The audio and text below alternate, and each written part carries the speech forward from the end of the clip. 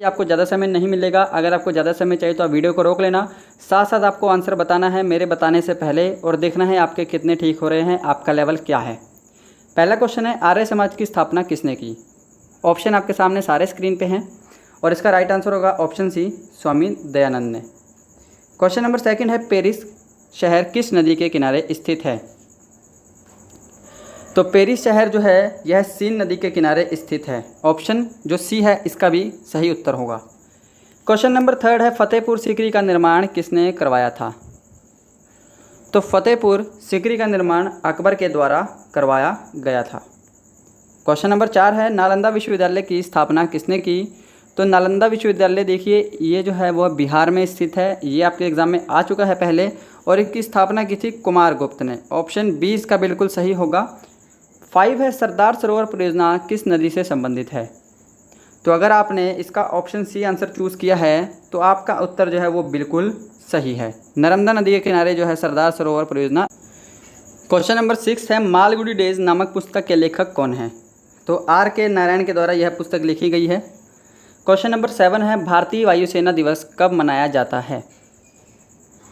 तो ये मनाया जाता है 8 अक्टूबर को। यदि आपने ऑप्शन डी का चुनाव किया है तो आपने बिल्कुल सही चुना है। प्रश्न नंबर 8, प्रसिद्ध खेल बेसबॉल में कुल कितने खिलाड़ी होते हैं? तो बेसबॉल में खिलाड़ियों की संख्या कितनी होती है? 9 होती है। क्वेश्चन नंबर 9 है, मैकमोहन रेखा किन देशों के मध्य स्थित है? तो देखिए मैकमोहन रेखा जो है वह भारत और चीन के मध्य स्थित है, यह उनका बॉर्डर कहलाता है। ठीक है। क्वेश्चन नंबर 10 है, दिल्ली चलो का नारा किसके द्वारा दिया गया? तो दिल्ली चलो का नारा दिया गया था सुभाष चंद्र बोस के द्वारा। ऑप्शन सी इसका बिल्कुल सही जवाब होगा। क्वेश्चन नंबर 11 है, भारत में आने वाला प्रथम विदेशी यात्री कौन था? तो देखिए प्रथम विदेशी यात्री की हम बात करेंगे तो ऑप्शन ए फहान जो है यह बिल्कुल सही आंसर होगा। प्रथम विदेशी यात्री जो है वो फहान था और यह चीन का विदेशी यात्री था। अगर आपसे यह भी आ जाए कि भारत में आने वाला प्रथम चीनी यात्री कौन था तो वो भी फहान था। ठीक है। कुछ लोगों का डाउट है मेगस्थनीज के ऊपर, है ना, कुछ बुक्स में मेगस्थनीज भी दे रखा है, बट मेगस्थनीज से पहले फहान आया था, ये आपको ध्यान रखना है।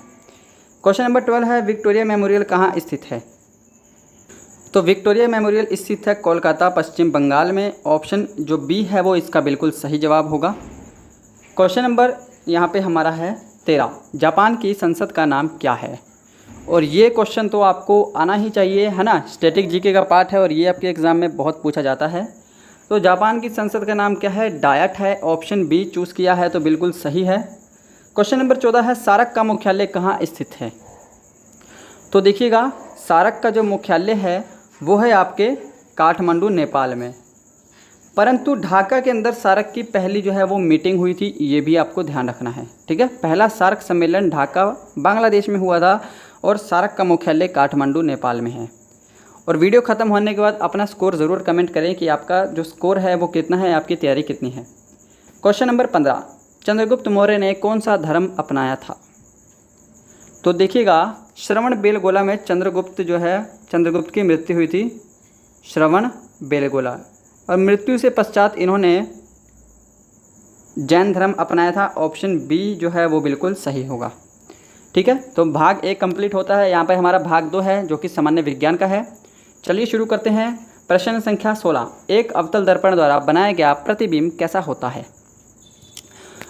जल्दी। तो इसके द्वारा बनाया गया प्रतिबिंब होता है वास्तविक प्रतिबिंब। ऑप्शन बी अगर चूज़ किया है तो बिल्कुल सही जवाब है जी। क्वेश्चन नंबर 17 है, आवृत्ति को किस में मापा जाता है? तो आवृत्ति को मापते हैं हम हर्ट्ज में। ऑप्शन बी इसका बिल्कुल सही होगा। प्रश्न संख्या 18 है, हीमोग्लोबिन में कौन सा खनिज लवण पाया जाता है? और इसके तो 3-4 क्वेश्चन बनते हैं, आपको पता ही होगा, है ना।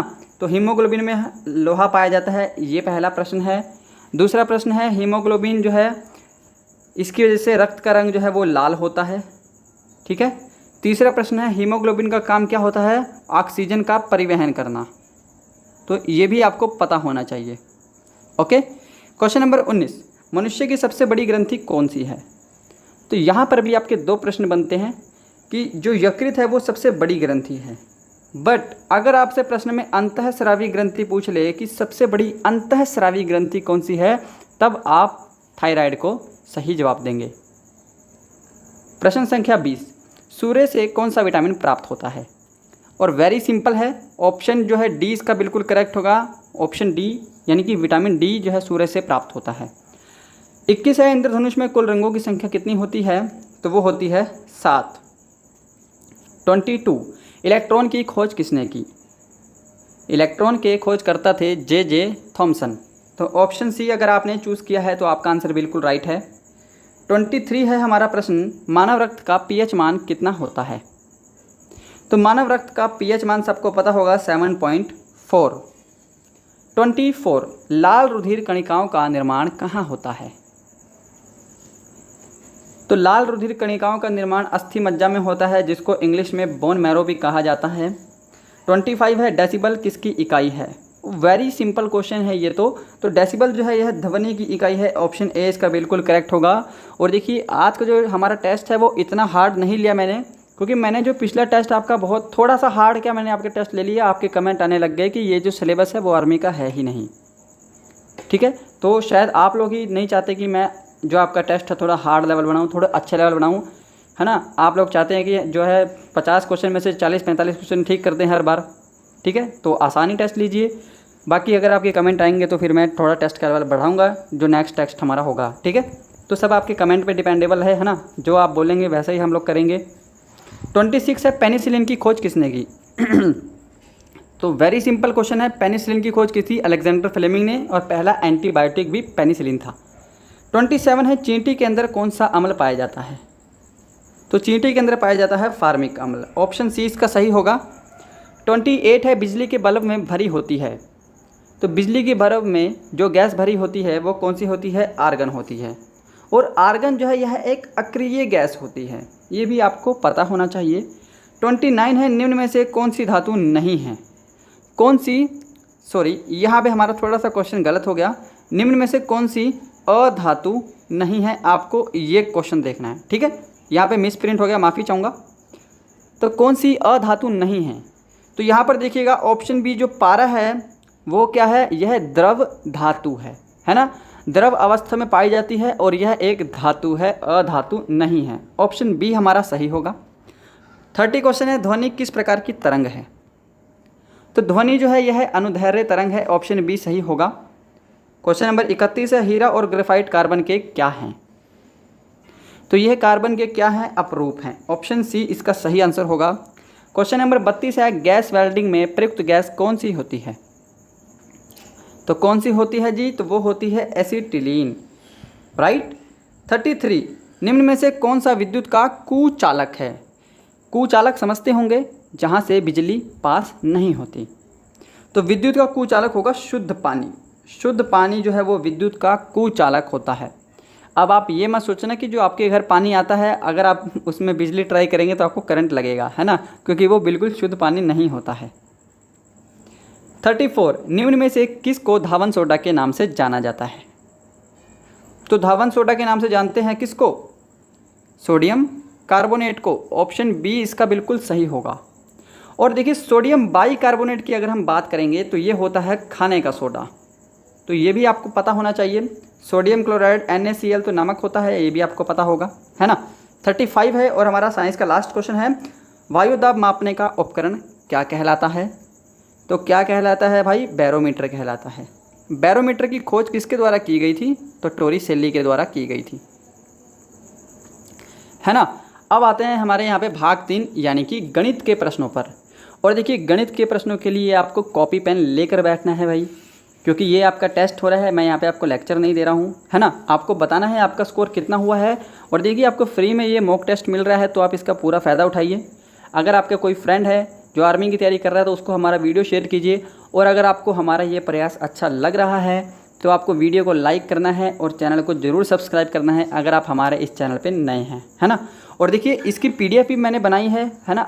तो यानी कि आपको PDF के रूप में भी आपको टेस्ट मिलेगा। नीचे डिस्क्रिप्शन में आपको टेलीग्राम का लिंक मिलेगा, उस टेलीग्राम को आप ज्वाइन कर लीजिए। 2 चैनल हैं हमारे टेलीग्राम पर, एक हमारा डाउट डिस्कशन है जिसमें हम डाउट डिस्कस करते हैं, है ना। अगर आपको किसी क्वेश्चन पे डाउट है तो वहाँ पे क्वेश्चन अपलोड कर सकते हैं, आपको वहाँ पे सॉल्यूशन मिलेगा, ठीक है।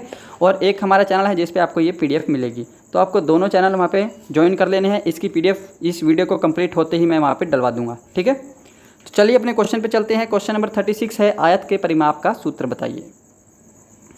तो देखिए आयत का क्षेत्र, लंबाई गुणा चौड़ाई क्या होगा, ये होगा आयत का क्षेत्रफल, ठीक है। और यहाँ पर इन दोनों फॉर्मूले का कोई भी मतलब नहीं है, तो यानी कि आपका जो सही उत्तर होगा आयत के परिमाप का वो होगा ऑप्शन बी वाला, ठीक है।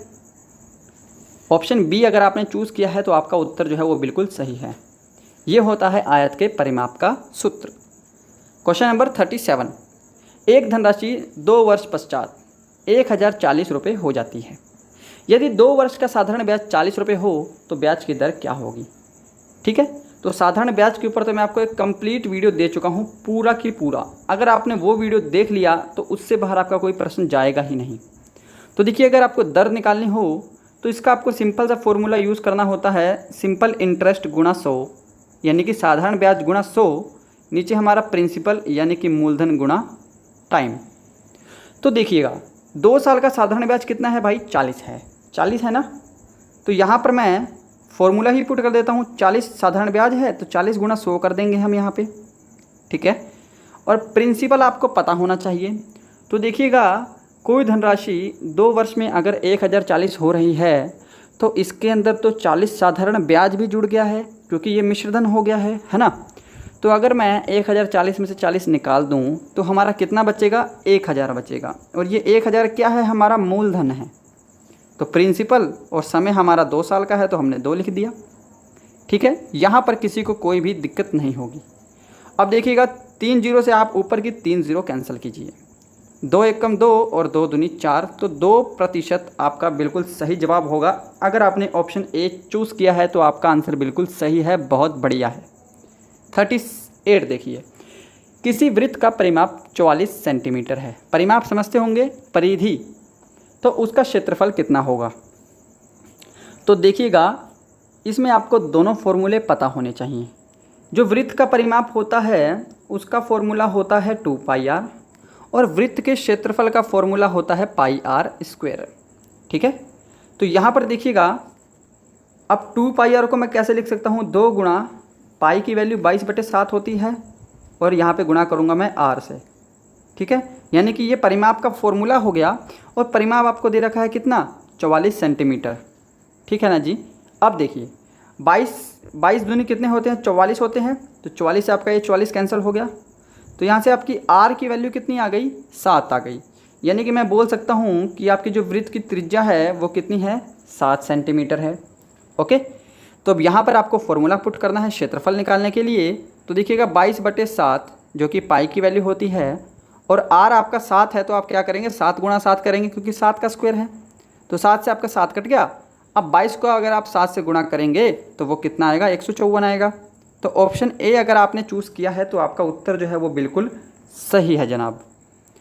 प्रश्न संख्या 39, एक व्यक्ति ने अपनी गाड़ी 4080 यानी कि 4080 रुपये में 15% हानि पर बेची। यदि 15% लाभ पर बेचे तो कितने रुपए इसको मिलते। तो देखिएगा आपको पता होगा कि जो हानि होती है वो क्या होती है, 100 माइनस लॉस होती है, और लाभ होता है वो क्या होता है, 100 प्लस प्रॉफिट होता है। इतनी चीज़ें आपको पता होंगी।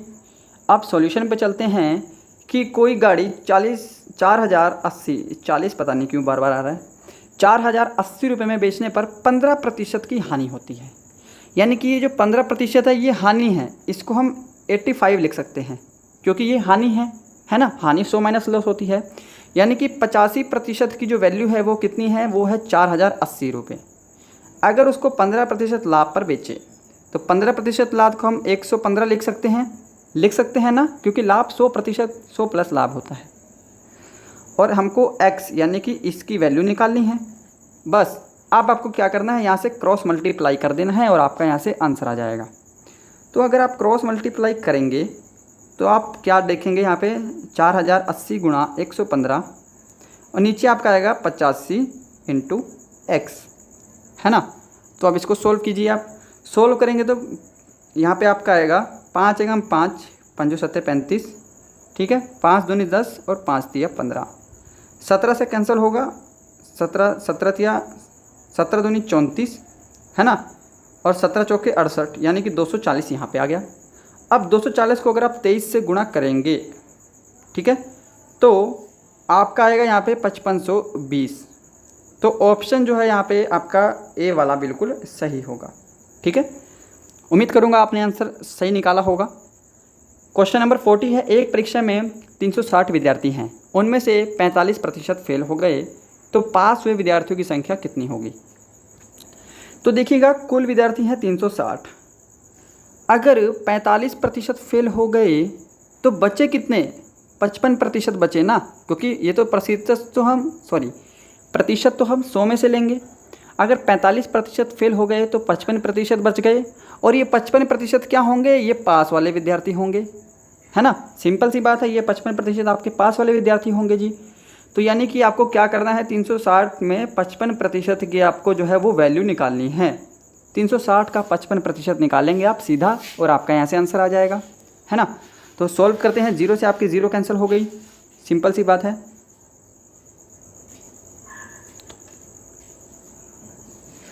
नीचे आएगा 5 दूनी 10, और ऊपर कैंसिल होगा 11 टाइम में। ठीक है, अब 36 को 11 से गुणा करेंगे तो कितना आएगा, यहाँ पे 3636, है ना।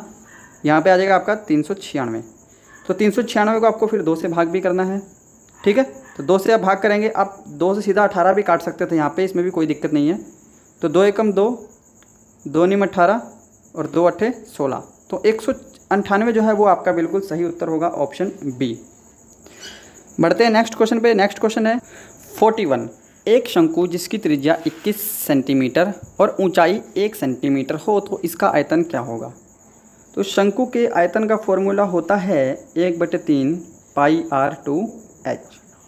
ठीक है, तो पुट करते हैं फॉर्मूला भाई। 1/3 पाई को हम क्या लिखेंगे, 22/7, है ना, और r2 यानी कि 21 × 21, और h हमारा 1 है। ठीक है, ये हो गया इतना सा। अब क्या करना है आपको, देखिएगा नीचे 7 या 21, तो 21 यहाँ पे हो रहा है, तो 21 से आपका 21 जो है वो कट गया। तो अब आपका क्या बचा यहाँ से, 22 × 21 बच गया, यही बच गया। अब आप 22 × 21 गुणा कर लीजिए और आपका यहाँ से आंसर आ जाएगा।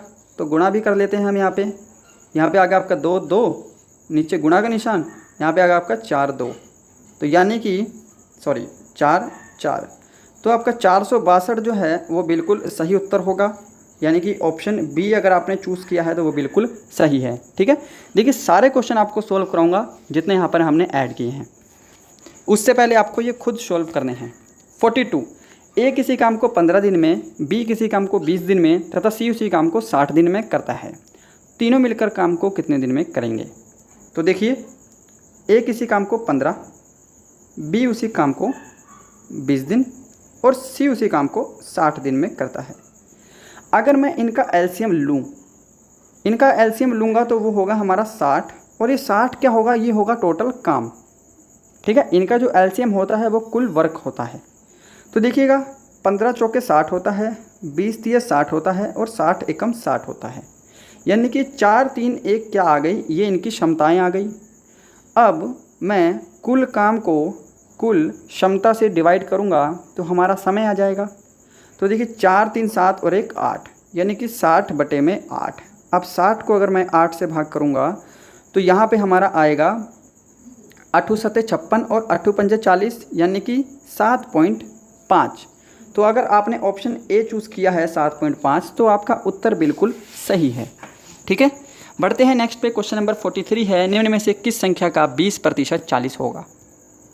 तो ऐसे बेसिक क्वेश्चन ही आते हैं आपके एग्ज़ाम में। अगर आपने लेवल देखा होगा तो आपके लेवल से आज बिल्कुल भी जो हमारा टेस्ट है वो इधर उधर नहीं गया है, बिल्कुल आपके लेवल पे है। तो आपको बताना है आपका स्कोर रियलिटी में कितना है। ठीक है, कोई चीटिंग नहीं कि 50/50 लिख रहे हैं चाहे आपका स्कोर 40 आ रहा हो, ऐसा नहीं। ठीक है, तो देखिएगा, किस संख्या का 20% 40 होगा। यदि मैं वो संख्या x मान लूँ, ठीक है, तो x का 20% यानी कि 20/100, इसकी हमको वैल्यू दे रखी है 40, है ना। तो देखिएगा, 20 एकम 20 और 20 दूनी 40, तो ये 100 इधर जाके 2 में गुणा हो जाएगा, तो x की वैल्यू कितनी आ गई भाई, 200 आ गई।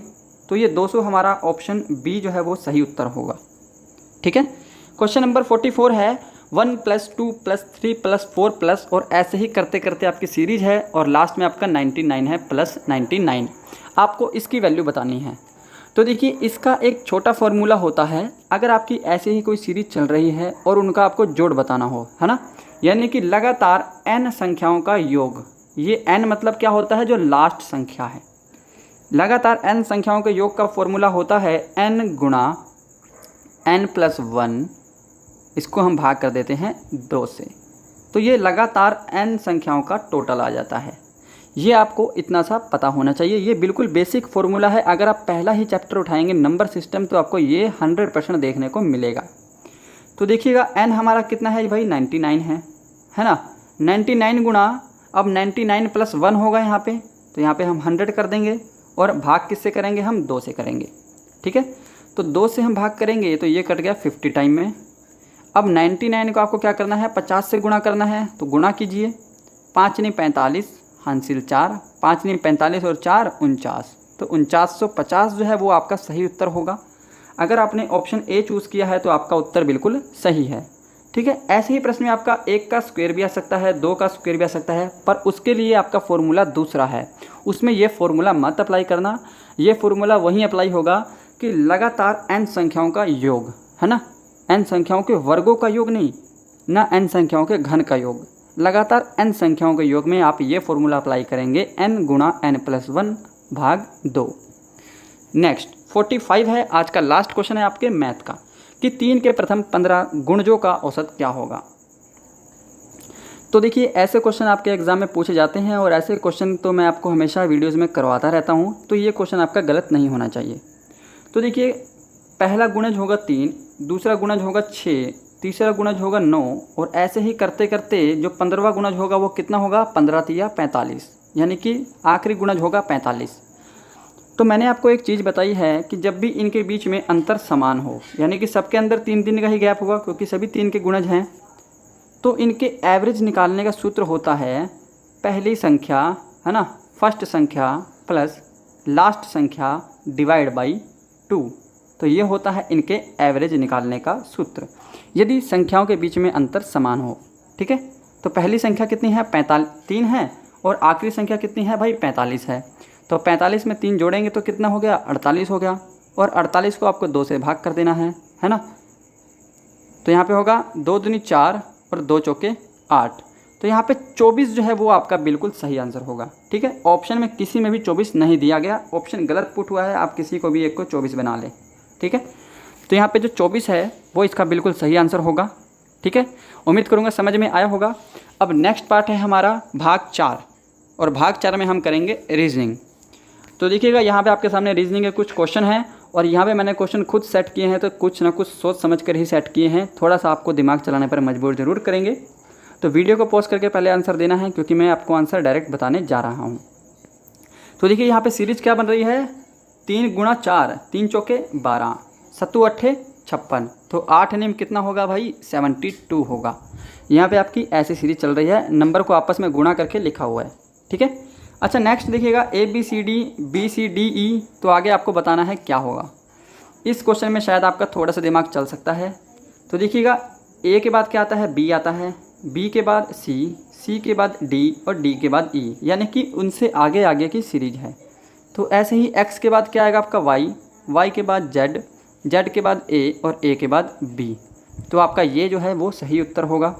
ठीक है, अच्छा 48 है, ध्वनि को मापते हैं डेसिबल में, तो तापमान को किस में मापेंगे, तापमान को मापते हैं थर्मामीटर में।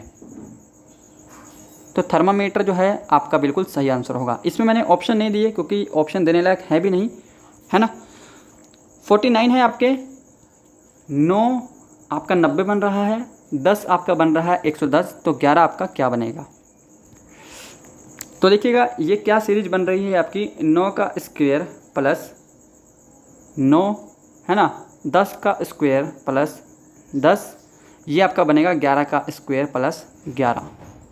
तो 11 का स्क्वायर कितना होता है, वो होता है आपका 121, और 121 में आपको क्या जोड़ना है, 11 जोड़ना है, तो वो कितना हो जाएगा आपका 132 हो जाएगा। तो 132 जो है वो आपका बिल्कुल सही उत्तर होगा। उम्मीद करूँगा आपने सही आंसर निकाला होगा। क्वेश्चन नंबर 50 है और आज का लास्ट है। ठीक है, ये क्या सीरीज है, उम्मीद करूँगा आपने खुद सोल्व किया होगा। ये सीरीज है आपकी अपोजिट लेटर की। ए अगर पहला है तो सबसे आखिरी क्या होगा, जेड होगा। ऐसे ही बी का अपोजिट है वाई, सी का अपोजिट है जेड, तो हमारा डी का अपोजिट क्या आएगा, डब्ल्यू आएगा। ठीक है, ऐसे ही आपकी ये सीरीज चल रही है। तो गाइस ये थे आज के 50 प्रश्न। बताना कि आपको यह क्विज कैसा लगा। उम्मीद करूँगा वीडियो आपको ज़रूर हेल्पफुल लगी होगी। मिलते हैं नेक्स्ट